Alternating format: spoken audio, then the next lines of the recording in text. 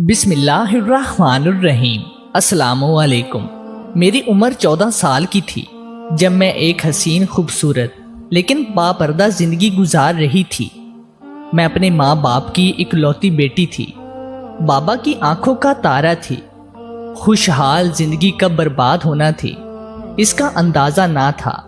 میرے تایا ابو کے 2 بیٹے تھے، دونوں مجھ سے بڑے تھے۔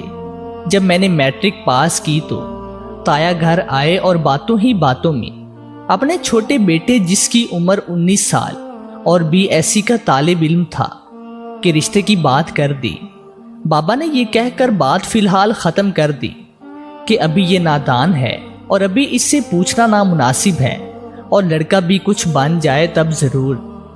لیکن میرے کالج کے دنوں میں اب میرا یہ کزن مجھے تنگ کرنے لگا۔ اکثر راستے میں کھڑا ہوتا یا گھر ابو سے ملنے کے بہانے آ جاتا، لیکن ابو کے سامنے ایسے جیسے اس سے خدمت گزار کوئی نہیں۔ کچھ دن میں نے اگنور کیا، لیکن پھر ایک دن اس نے مجھے کال کرنا شروع کر دیا۔ میں نے مما اور بابا کو بتایا دیا کہ یہ مجھے تنگ کر رہا ہے۔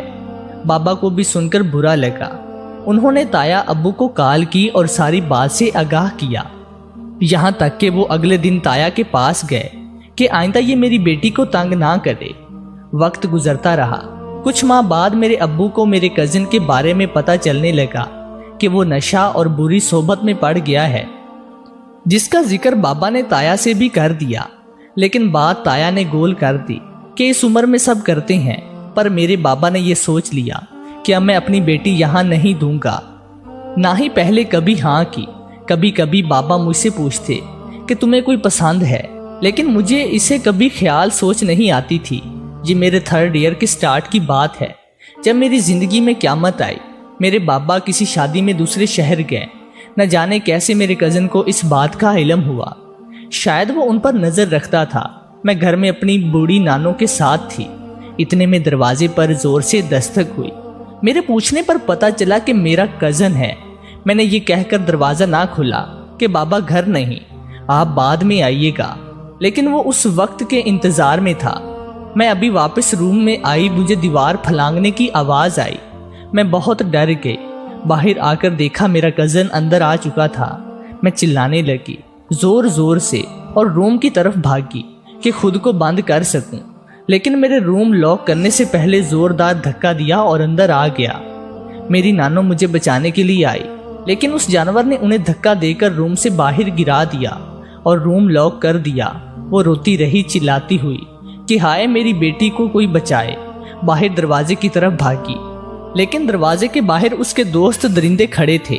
میری نانو اور میری چیخیں لوگوں کے کانوں تک تو پہنچی، پر کوئی نہیں آیا۔ اس نے میرے جسم کو نوچا، پھر میرے منہ میں تیزاب پھینک دیا۔ تیزاب کا میرے چہرے پر آنا تھا کہ مجھے ایسے لگا کہ میرا چہرہ پگھل رہا ہے۔ درد کو بیان کیا کروں، موت بھی تماشا دیکھتی رہی۔ میں بے ہوش ہو گئی، کاش مر جاتی، لیکن تکلیف ابھی اور لکھی تھی۔ کب ہوش آتا، چیختی چلاتی اور بے ہوش ہو جاتی۔ 3 سے 4 دن بعد مجھے کچھ صحیح سے ہوش آیا۔ میں نے اپنی ماں کو سامنے دیکھا اور رونے لگی، بہت روئی۔ مجھے بابا کی یاد آ رہی تھی، ان کی گود میں سر رکھ کر رونا چاہتی تھی۔ میں نے ماما سے بابا کا پوچھا تو وہ آہ بھر کر رونے لگی اور کہا سو جاؤ، لیکن نہ جانے کیوں ایک خوف سا آیا۔ میں نے اصرار کیا کہ بتا دے کہاں ہے باپا۔ میری ماں رونے لگی اور کہا تیرا باپ تیرا یہ غم برداشت نہیں کر سکا، اور بس پھر میری نظر آسمان کی طرف تھی۔ نہ جانے کیوں نہ سانس روکی میری، کیا غلطی تھی میری، ایک پل میں سب برباد ہو گیا۔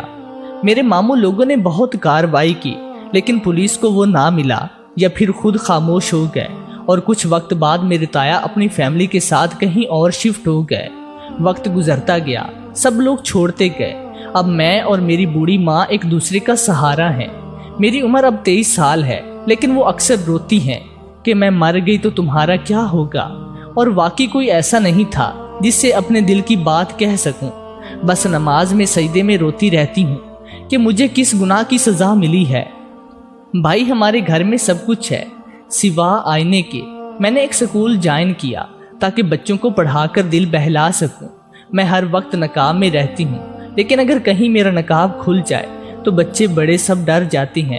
یہاں تک کہ سکول ہیڈ نے سختی سے کہہ دیا کہ آپ انجانے میں بھی نقاب کہیں نہ کھولیں۔ میری داستان کی وجہ بس اتنی ہے کہ میرے اور ایسی بہنوں کے لیے دعا کریں، اللہ ہمیں صبر دے، اور جنہوں نے میری یا کسی بہن کی زندگی تیزاب یا زنا سے برباد کی ہے ان کو ہدایت دے۔